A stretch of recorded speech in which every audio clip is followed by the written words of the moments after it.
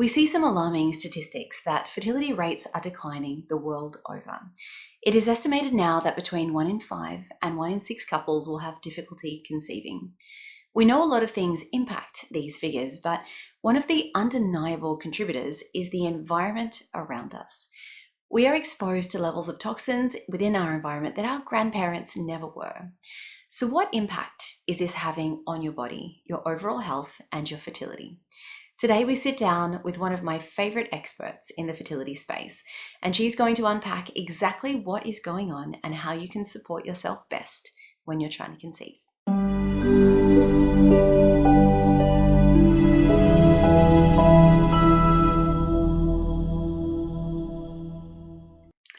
Hello and welcome back to the podcast. This is an episode about something we do not speak about enough, and that is how all of the toxins in our environment are affecting us.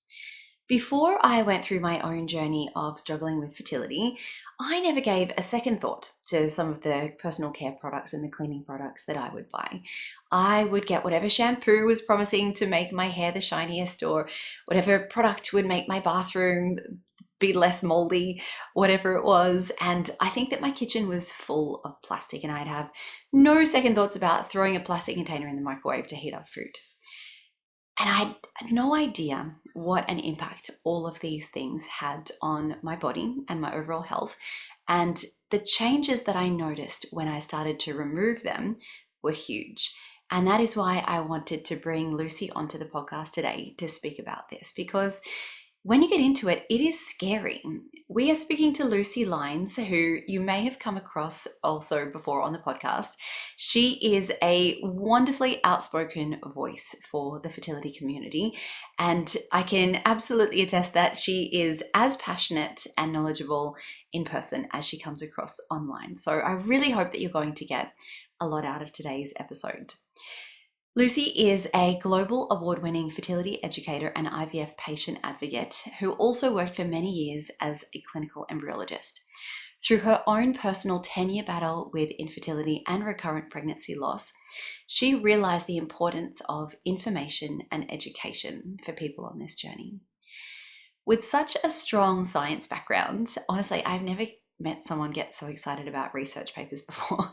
Lucy really knows her stuff. So everything that she speaks about today is backed by science and many, many years of clinical knowledge. So no matter where you are on your fertility journey, this is the information that you need to know about.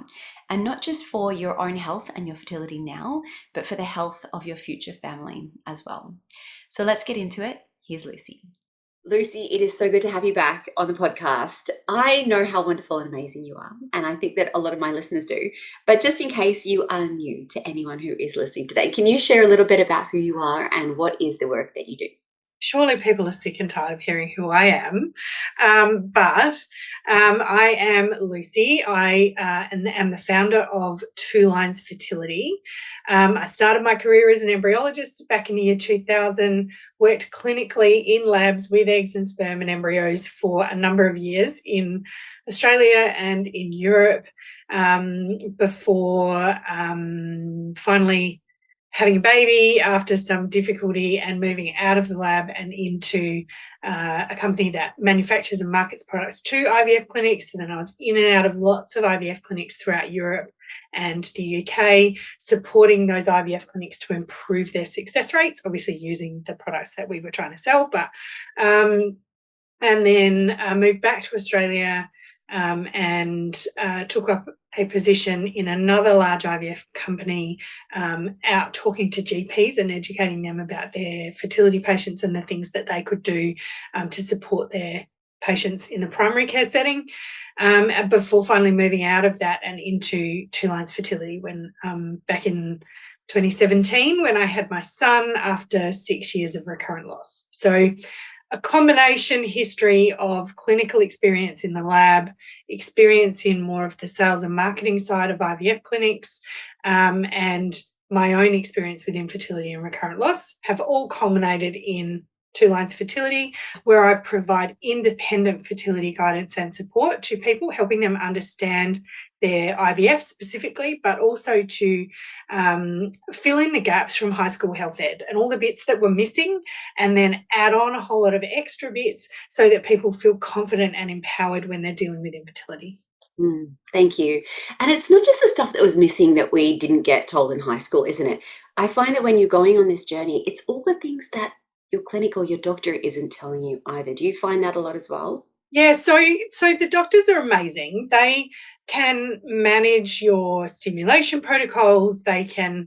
The analogy I use is like baking an apple cake, right? If you want to bake a really nice apple cake, you need to have all the right raw ingredients, and you need someone to pick the apples. The doctor is the person doing the final watering of the trees and picking the apples ready for that apple cake. But what's really important when we're making an apple cake is the kind of apple tree that you planted in the first place and how it was fertilized and looked after in the first place. And then what happens to those apples once you take them into the kitchen and try and bake an apple cake or a human being from those raw materials. So the doctors are really focused on that final stage of gathering up those eggs and getting them ready for the embryology team to create human beings out of them. But there's a whole lot that gets missed, and the doctors just don't have time to explain it, which is why people like you and I exist. And I mean, overwhelmingly, most people will actually conceive in the first 12 months of trying. 80% of people will actually conceive in the first 12 months of trying. Another 5 or 10% will conceive in the second 12 months of trying. But there are definitely things that can be optimized and changed that the doctors probably just won't talk about because they just don't have the time, because they're so hyper-focused on that last little bit. Mm. And I mean, it makes sense. You've got to be good at what you're good at. And that is their training, and that is what they're there to do, right? And yes, that is why we are grateful that people like you are around so that we can fill in those gaps, as you say. Excuse me. And what I really wanted to speak to you about today was this idea of the environment around us having an impact on our outcomes. So whether you are trying to conceive at home naturally or you're going down the assisted route of IUI or IVF treatments, there is so much that we can do to not only ensure that you get pregnant and stay pregnant, but that you have a healthy baby. I think that is the thing that gets missed as well. Like, we've got to get the pregnancy test, we've got to get those 2 lines, but no, you want a healthy family, right? And I think this is where a lot of the work that you do comes in. Yeah, so there's a heap of stuff that we do in preconception that influences not only the chances of conception or the outcomes of that IVF treatment if you're doing IVF, but the health of the baby at the other end. There was studies published years ago now, I couldn't even tell you what year, where they showed that children born from fathers who smoked in the preconception time had a higher incidence of childhood cancers. Now, this is guys smoking in the time before conception. So in the 2 to 3 months before the egg and sperm even met, children born from those conceptions have a higher incidence of childhood cancers. Now, when I meet people where the male partner is smoking, I'm like, I'll be stuffed if I'm going to go through all of this and then sit by my child's bedside while they deal with a childhood cancer. Like, hell no. So really simple thing to do. And then, well, it's simple for me to say, give up smoking. But, there are ways and means of doing that, but it's a really important step. But if we know the impact that something like smoking can have on the incidence of childhood cancer in the resulting child, that gives us an indication of how important this preconception time really is, preconception for both the eggs and the sperm, and the impact that has on the outcomes of the whole thing, which is, your child. And you want a healthy child. You want a child who grows up and doesn't have heart disease or diabetes or obesity or, all sorts of other things that we know are influenced by preconception health. When you're speaking about smoking, I feel like this is one of those, like, well, duh, we know that we shouldn't smoke, and not just for preconception health, but like for overall health.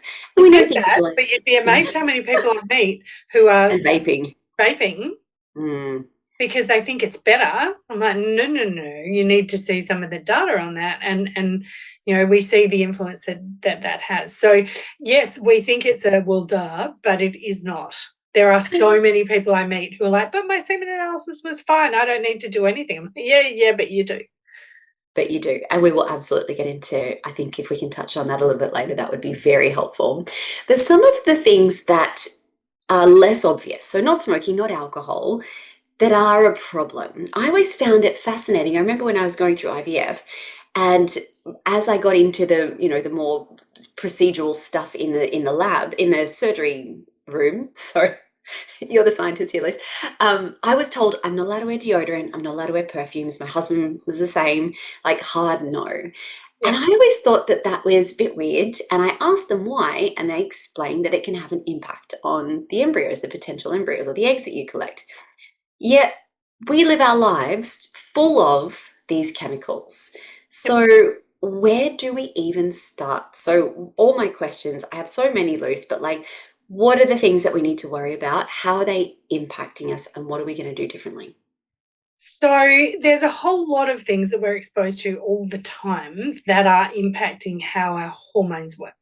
So, and I cover this obviously a lot in my programs, but as a kind of an intro to that, all of our hormones work like a lock and a key. So they all work. The hormone itself is the key, it fits into a very specific lock, and that lock then, is on the organ that needs the information from that hormone. So, and they all work in the same way. These chemicals that have been identified through research, there's a group in the EU who have identified over 1,400 known endocrine disrupting chemicals. They work in a couple of different ways. They can either mimic the hormone, or they can block the lock so that the actual hormone can't lock there anymore and can't pass on its message, or they can erroneously fit into the lock and activate the response without the actual hormone being present. So what that does is effectively, if we think of hormones playing like a symphony orchestra, we've got a whole symphony orchestra playing in front of us. These hormone disrupting chemicals are like gremlins running around turning the microphones up and down on all the instruments in the symphony. So it's making the whole symphony sound wrong, which is going to mean that things don't happen the way that they should. And so this is going to disrupt things like sperm development, egg development. It's going to impact on a cellular level the very specific messages that need to happen when the egg and the sperm meet each other and when those embryos then subsequently develop, which is going to have knock-on effects on the health of the child. So what are some of the ways that we are getting exposed to these chemicals? So, I mean, just through living your normal everyday life. And when people ask me this kind of stuff, they get really frustrated because they're like, oh, well, my doctor said to avoid plastic, so I avoid plastics. Or my doctor said to avoid BPA, so I avoid BPA. But all the plastics I have are BPA free, and so it's fine. Or, there's a number of really top line advice that people give. But the real key is to actually inform yourself what these things actually are. And it's not that difficult if you start, at the beginning and follow a bit of a pathway. But we're being exposed quite simply through everything we do. Shampoo, body wash, conditioner, takeaway coffee cups, tin food, all sorts of different things. I bought a jumper for my daughter recently that was from a very specific branded shop that she loves in Melbourne. And when we picked it up, I thought, God, that smells like that shop. And then she wore it a few times, then I washed it. And as I was folding it, I thought, it still smells like that shop after I've washed it and it's hung on the line. And then she wore it a few times, and then I washed it again and I was folding it again. I was like, it still smells like that shop. And she's worn it 2 or 3 times. It's been through the washing machine twice, and it's been on the clothesline for, a day each time, and it still smells like that shop. Now, that is, without doubt, a compound called phthalates, and phthalates make scent stick around, and phthalates have been linked to a huge range of things. Fills up a whole slide in my presentation, one of those things being breast cancer. So a study published a year or two ago looking at women using their normal sort of products and their exposures to phthalates in their normal sort of routines. And then they were asked to stop using those products and move to products that were known to be free from endocrine disrupting chemicals. And there was a massive, like definitely statistically significant reduction in the breast cancer marker tissue in those women who were actually previously healthy. They had no idea that they had any breast cancer markers in the first place. But when they stopped using these products, there was a significant reduction in those breast cancer markers in their breast tissue. So we know these compounds can be really bad. And so to give us sort of a top line of what it is we're being exposed to, it's kind of everything, which is why you need to inform yourself about specifically where, so that you can make informed choices about which exposures you want to reduce for you in your lifestyle. You know, if I come out with a list of all the things you needed to reduce, it would be far too overwhelming and people would just go, well, I'm not playing that game. Or they would go the other way, Jen, and they would go, oh my God, I'm going to do all of that and I'm never going to live my life. I'm going to go and live in a organically produced cotton wool ball somewhere in Nimbin and knit my own yogurt. Like, you know, we don't need to do that. But that's why it's so important to go through the process of learning where all these exposures are so that you can make informed choices about which ones you want to try and work on reducing. That is, I think reducing is the key word there, isn't it? 100%. You cannot go for no exposures because they are literally everywhere. They're in the clothes that you pick up from the dry cleaner. They're in the washing powder that you buy. They're in the shop where you buy your clothes. They're literally everywhere. When we're speaking about fertility, how are these chemicals having an impact on your ability to conceive or your ability to stay pregnant?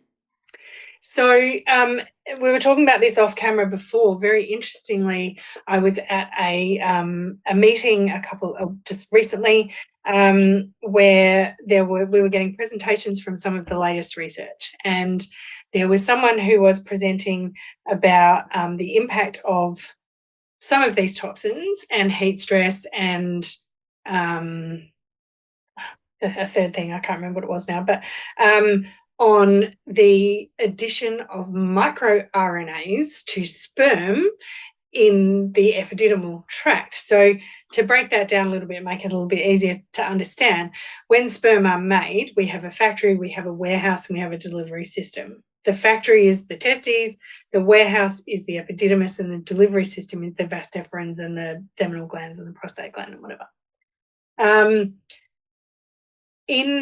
It's very easy to think that a semen analysis where you look at, you know, how many are there and what they look like and whether they're moving fast enough and you know, we get some information and we put a gold star and say everything's fine. But what we can't see from that is the mechanics of those sperm. So this presentation was really about the purpose. This scientist is trying to work out what is the purpose of the way this system is designed.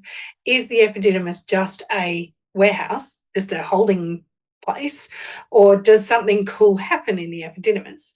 And what she discovered was something really cool happens in the epididymis, and she was obviously drilling right down into a very tiny little aspect. But one of the things that she established is that sperm get these little microRNAs added to them. So we've all heard of DNA. DNA is what we inherit from our parents. It's what determines whether we have blue eyes or brown eyes or blonde hair or brown hair or tall, short, blood type, whatever.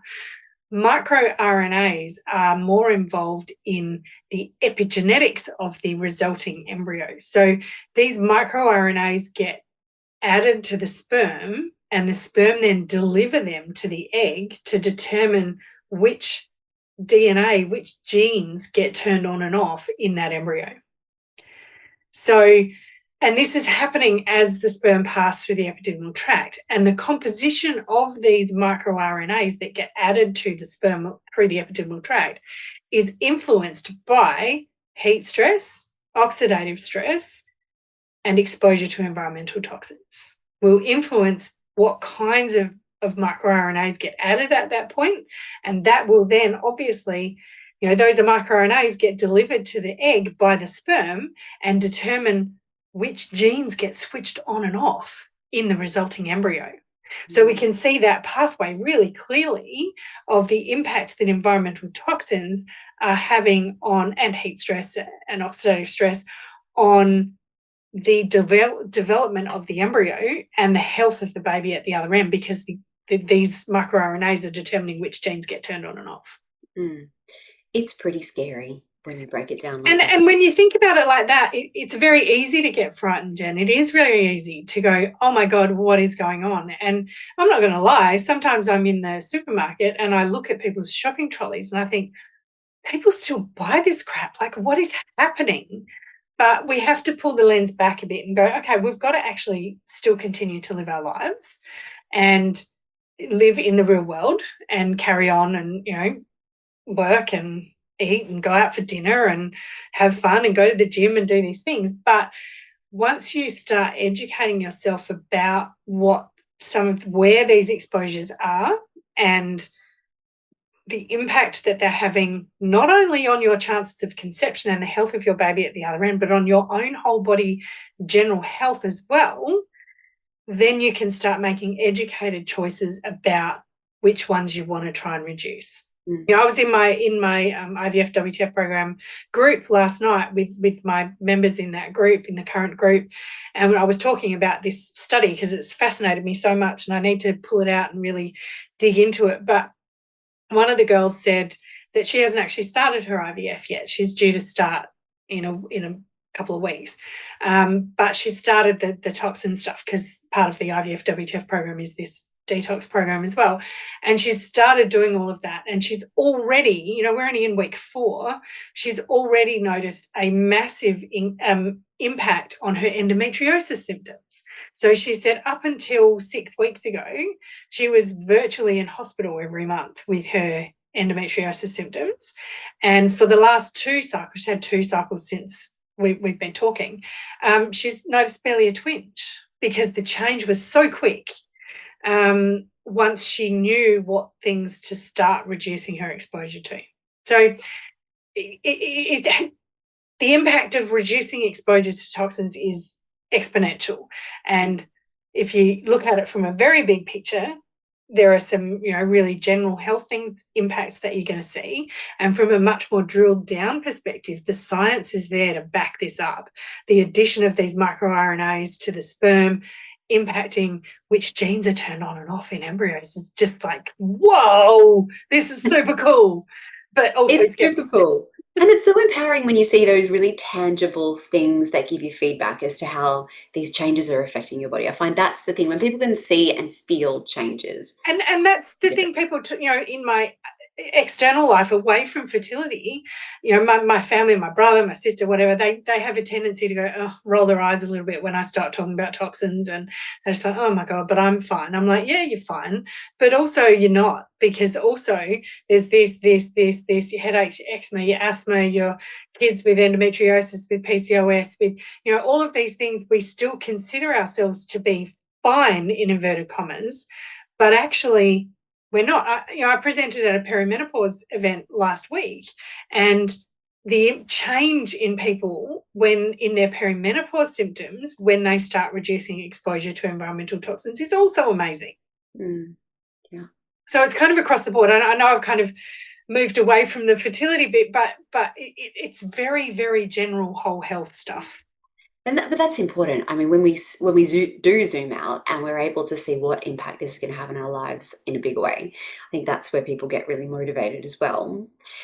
Can I ask you, I love how much you speak about sperm health. I absolutely love it, because I remember how many different fertility clinics did I see, and they did a semen analysis on my husband, and that was like, you're good to go. This is not looking so great this month. We'll do ICSI. You'll be fine.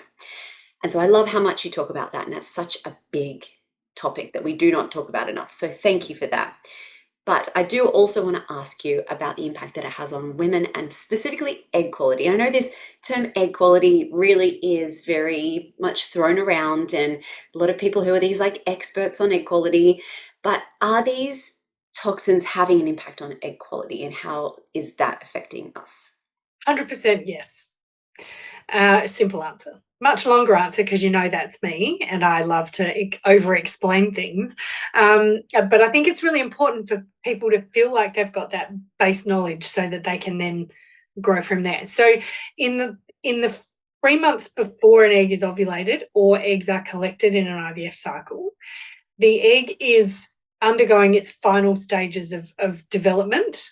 Now, obviously, we're born with all the eggs we'll ever have, but roughly 3 to 4 months before an ovulation, a bunch of eggs start growing up towards that ovulation, and all of them except one will die out. If we're doing IVF, we try and encourage more of that particular cohort to keep growing. But in that 3 to 4 months, the egg is doing its final stages of development. And part of that is to have a little practice run at replicating its own DNA and spitting out one copy of that DNA, because when the egg and the sperm meet, we want one copy of chromosomes in the egg and one copy of chromosomes in the sperm so that the resulting embryo has 2 copies, right? So the egg has a little practice run of replicating its own DNA and then spitting that out. And that process is very involved. And, I could throw a whole lot of words out there that mean nothing to anybody, but one of the really important structures in that process is a structure called the spindle. And the spindle gathers all the bits of genetic material together on a little, like an equator of a barrel, and then so that they can evenly divide and the right number of chromosomes can go one way and the right number of chromosomes can go the other way. Now, if we're interrupting that process, that spindle development, then the wrong number of chromosomes go each way, and we end up with a chromosomally imbalanced egg, which is going to result in a chromosomally imbalanced baby. Because if we have bits that aren't right in the original set of DNA, that's just going to carry on. It's not going to correct. So that's just one way that these exposure to these chemicals can impact just one little facet of that development. There are thousands of things that happen in the egg in that 3 months before ovulation or before the egg collection. Millions of little processes that happen, and all of them can be impacted by the external environment. So when the egg develops its, I remember I talked before about lock and a key, and the hormones work like a lock and a key. So the instruction to start growing is from a hormone released from your brain called FSH. That is a hormone, and it is the key that fits into a lock on the egg and tells the egg to start growing. So when the egg starts that process 3 months before ovulation, it grows a lock for that particular key. And when it grows that lock, it also grows locks to all sorts of other things. So it's suddenly exposed to way more of your lifestyle than the eggs prior to that 3-month thing on the timeline. You're born with all your eggs. Most of them sit in your ovaries doing absolutely nothing. They're locked off away. They can't see anything. They don't even notice what's going on. But once they start that final stage of development, then they're exposed to everything you're eating, drinking, and doing. So, and as soon as I start talking about this, there are always people who say, oh, but what about the crackheads who get pregnant? Or what about the alcoholics who get pregnant? Or what about my sister's, aunties, cousins, best friends, cousins, neighbour, whatever, dog's first owner, who got really drunk and got pregnant and her baby's fine? Yeah, sure, absolutely. Not all of these toxins are going to have a massively detrimental effect. And one single exposure to alcohol as a toxin or phthalates or whatever is not going to have an effect. That's why the research around this is so hard to get your head around, because most of the research focuses on one single exposure and whether that has an impact in the long run.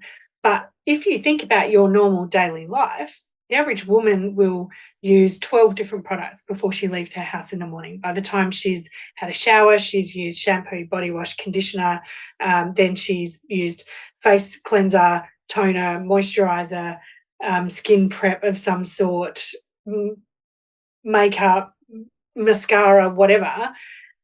the average woman will have used 12 products before she even leaves her house in the morning, with 168 ingredients on average. Now, not each of those is going to be a problem, but if you think about it in that kind of context, what we're looking at here is a massive onslaught to your hormone, your endocrine system, that is going to have impacts.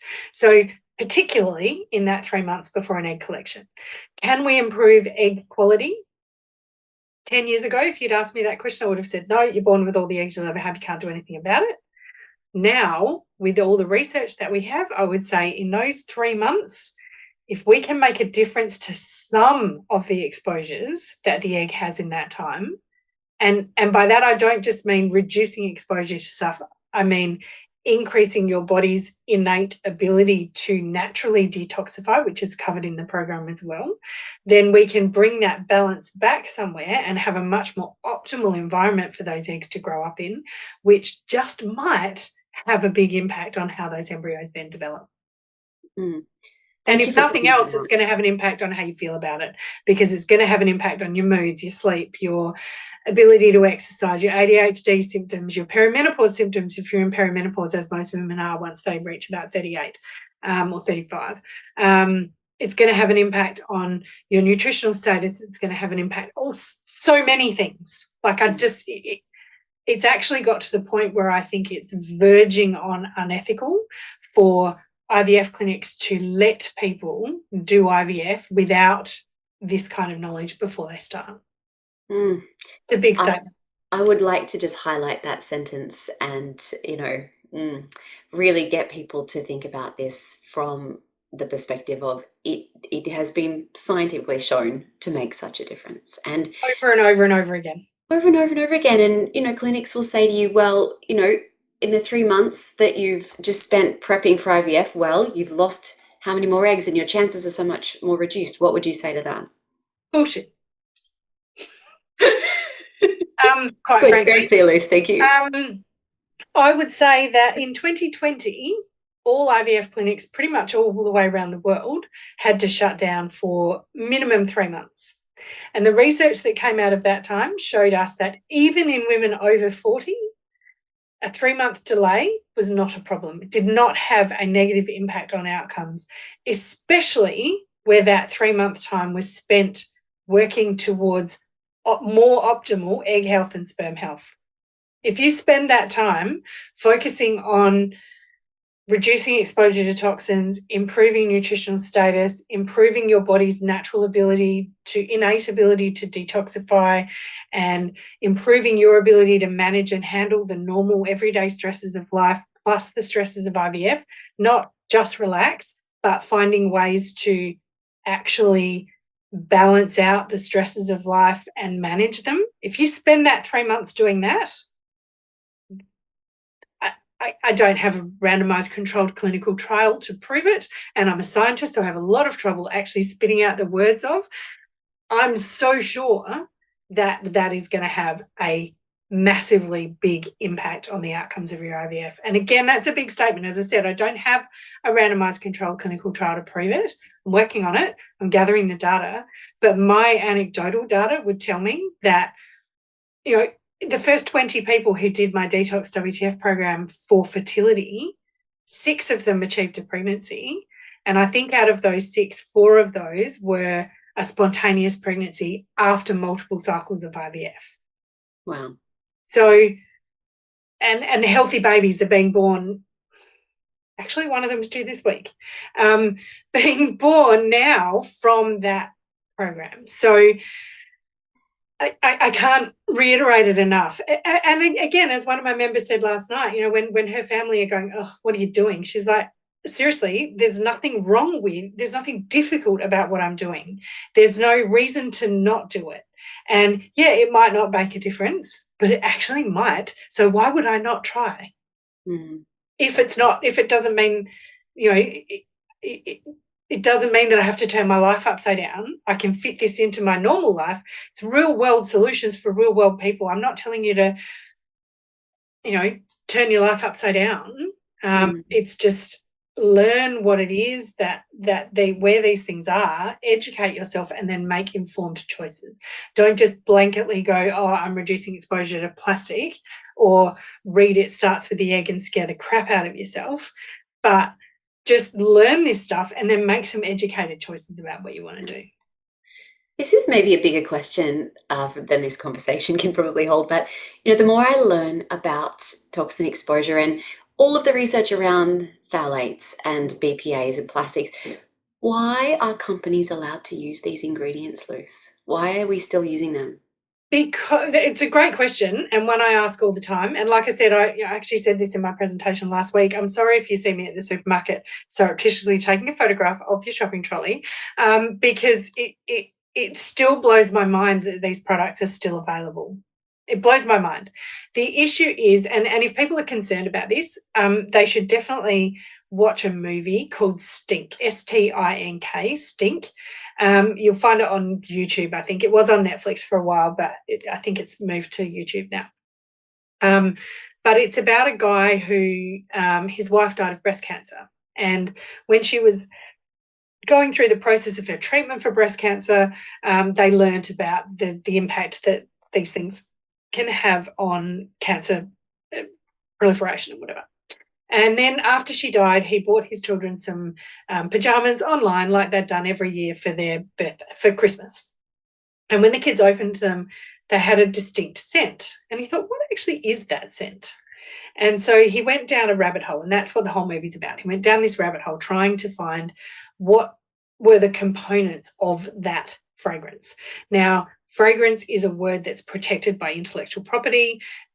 Companies don't have to tell you their ingredients that they use to create their fragrance. So it took him a long time to find what these things were. But in the top 5 ingredients of the fragrance, when he finally had them tested by a lab and whatever, were 2 known carcinogens that are banned from use in the US, yet they were in this product that he had purchased online in the US, because these ingredients for fragrance are not required to be disclosed. They don't have to tell you. So he went down the rabbit hole of going to the big companies like Palmolive and I don't want to name too many of them, but the big companies, and actually asking them, following them around like a 60 Minutes show, going, do you have children? Do you have grandchildren? How can you sleep at night? How can you do this to our future, to our, how can you do this? And they're just shutting him down.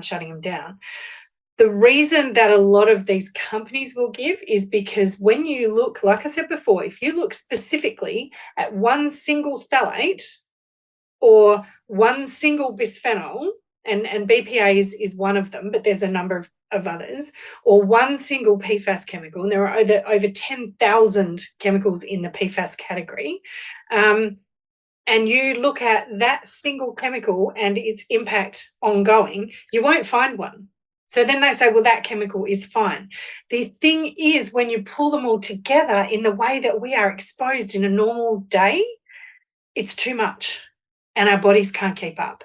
So, with BPA specifically, if we reduce our exposure to BPA and we consciously go, right, I'm going to reduce my exposure to the class of chemicals called bisphenols. So that includes BPA, BPS, BPF, and a couple of others. If you consciously decide that you're going to reduce your exposure to those, in as little as 4 days, you can reduce your urinary output of BPA by over 40%. So we can make significant changes very quickly if we know what we're looking for, which is going to alleviate the toxin burden on our liver, on our kidneys, on our organs of natural detoxification, which is going to mean that they can deal with the exposures that we can't control much better. So the way I look at it, and I talk about this in my program all the time, the way I look at it, it's like a bathtub with a whole lot of taps on at the top.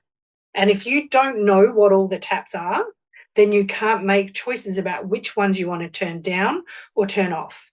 And the obvious ones, as you said right at the beginning, alcohol and smoking and vaping, they're the obvious ones. But there's a whole lot of others that are just not obvious. And it might be like, one of my clients who said, no, I'm not going to give up my daily Diet Coke. I love Diet Coke and I'm not going to stop doing that. Okay, cool. That's a tap you can leave on. Maybe you can turn it down a little bit, but you need to think about, then you need to interrogate what other taps are on so that you can turn some of them down so your bath doesn't overflow. That's it. It's the choices. And I love what you do because it is so empowering. And it's so simple, as you said, Luce. It is simple, It's really just a matter of educating yourself about this stuff. Now, if you hear that word and you're like educating, oh, I gave up school, don't want to do school, or whatever, fine. If you start Googling endocrine disrupting chemicals, you are actually going to end up rocking in the corner. Like the information about endocrine disrupting chemicals available on Google is overwhelming, very disempowering, terrifying, and makes you just want to, as I said, curl up in a ball in the corner. It's not going to be helpful, which is why I pulled this program together to make it really sensible and logical so that people can understand it and make informed choices. So you're not stupid. Anyone listening to this is not stupid. You're capable of learning this stuff. You could do what I did and spend 2 years digging down all the research and going into PubMed and pulling out all the data and trying to discern what was real and what wasn't, and then make your choices based on that. Or you could just simply go, oh, I'm just going to reduce my exposure to plastics, and maybe that's going to be enough for you. But if we think holistically whole of life stuff, getting this information from someone who's spent years pulling it together and applying it to your life, or finding ways to apply it to your life in a sensible and logical kind of way, is going to have knock-on effects on your whole of health. And I mean, you and I have talked about this before, Jen, but this is why I deliver it live every time I do it, because, I mean, you can get a pre-recorded version of it, but I love delivering it live because every single time I deliver it, I make a little change myself. And I'm 5 years down the journey. I spent years curating this information and pulling it together, yet still every time I deliver it, I go, I'm ready to make that change now. I wasn't previously ready to change my dishwasher powder, for example. It took me 2 years to change my dishwasher powder. And then one day I went, now I'm ready. And so it's that continuum. I talk far too much. This is a podcast, though. You're supposed to talk a lot. I'm just asking the questions, Luce. That's what you're here for. So thank you. So tell us more about the program that you'll be opening this month. Who is it for? What can they expect? And give us all the details. Okay. So the program is the IVF WTF program. So IVF WTF originated as a filling in the gaps of what the hell is actually going to happen in my IVF program, in my IVF treatment. In the last 12 months, I have added the Detox WTF program to that whole program because I know how important it is and how fundamental it is to the outcomes of IVF.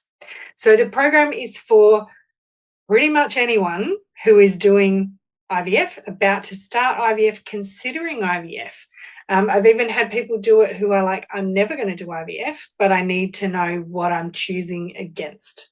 So I can't just blanketly say I'm not doing it. I need to actually know what it is before I decide I'm not going to do it. That program, the IVF WTF program, includes the Detox WTF program. So it walks people through each room in their home. So we start with week 1, which is all about food and the various exposures we get from our food. Week 2 is about food preparation and storage. So how do we prepare our food? What kind of takeaways are better than others? How do we make choices around how we store our food? Week 3 is personal care products. So all of the products that you use in the bathroom and where those exposures are likely to come from and what better choices you can make. Week 4 is home cleaning, household cleaning. Week 5 is air quality, and week 6 is all about future fertility. So the impact that the exposure to these toxins in the preconception and during pregnancy stage is having on that child's likelihood of developing low sperm count, cryptorchidism, which is where the testes don't descend, hyperspabius, which is where the urethra doesn't come out in the right place, endometriosis, PCOS. All of these exposures are linked to all of those things in the lifetime of the child as a result of that conception. So each week there's a video there's a checklist and there's a safer shopping guide for people to be able to feel confident in the supermarket about making the choices that they're making about what they put in their trolley, thus reducing the chance that I'm going to take a photograph of their shopping trolley and out them on Instagram. Thankfully, you live in a small town. I know, right? It's unlikely to happen to you. most people who are listening. But, you know, if you live in a small town in South Australia, you just might find me in the supermarket outing your shopping trolley on Instagram. Thank you. And I want to point out for everyone listening that if you want to learn more about Lucy's work as an independent fertility educator and give you information around what your IVF cycle means in terms of how many eggs collected, how many fertilized, at what rate did they stop growing, etc., please go back and listen to the last episode that Lucy did with me a few months ago. I will link it in the show notes, but that is where she goes into detail about what clinics don't tell you during the IVF process. Hugely informative, and that's covered within your program as well, isn't it? Absolutely. So the IVF WTF program takes people through how do they do the egg collection? How do they know when to do the egg collection? What does fertilized egg and not fertilized egg mean? What are we expecting to see on day 2, day 3, day 5, day 6? How do they grade embryos? How do they decide which ones to freeze? How did they freeze them? How do they do biopsy? Should I do biopsy or should I not do biopsy? All of those questions that buzz through people's heads when you're doing IVF are all covered in the IVF WTF program. So in the current group, I was chatting to the members last night, and they were all just like, I just can't believe people do IVF without this information. Like, I can't believe that people think that they're getting enough information from the clinic and that they can just, in inverted commas, do IVF. If you are handing over your life savings for IVF, don't go in unprepared. And I wish I hadn't, Luce. No better words to finish on than that. If people have questions about the program or they just want to learn more about you, where is the best place to get in touch? So Instagram is where I hang out most. I know I should be on TikTok, but I'm not. So you will find me on Instagram at 2 Lines Fertility. You will also find me on my website, www.twolinesfertility.com.au. If you are interested, if you just happen to be listening to this, or you know someone who's listening who could benefit from the toxin stuff, who's not interested in fertility, this toxin stuff, I've talked a lot today about the impact it has on endometriosis symptoms, on mood disorders, on all sorts of different things. If you can think of someone in your life who might benefit from that, then they will find me under lucylines.com.au, where I talk specifically just about toxins and reproductive health in general, not so much about the fertility side of things. Thank you for clarifying. Lucy, thank you for everything that you do and everything that you share. And you do give away so much information. You educate people so much on your social channel. So on behalf of all of us, thank you. Thank you for being here. My pleasure. I love chatting with Lucy about all things fertility, and because I've been lucky enough to meet her in person a couple of times, I can attest to the fact that she's just as awesome and passionate in person as she comes across online. So I really hope that you got a lot out of that episode. As she mentioned, her signature program, IVF WTF, is opening for enrollments this month. Please see the link in the show notes if you want to learn more and to get all the details as to how to register. Now, next week on the podcast, we are talking about how to overcome fear on your fertility journey. I think this was the biggest overarching emotion that I dealt with when I was struggling on my own journey. There is so much that goes into fear, and it has such a huge impact on your life, your behaviors, and your thoughts. So I am looking forward to having you back next week for that episode. But until then, I am sending you all my wishes as you continue your own journey to fertility.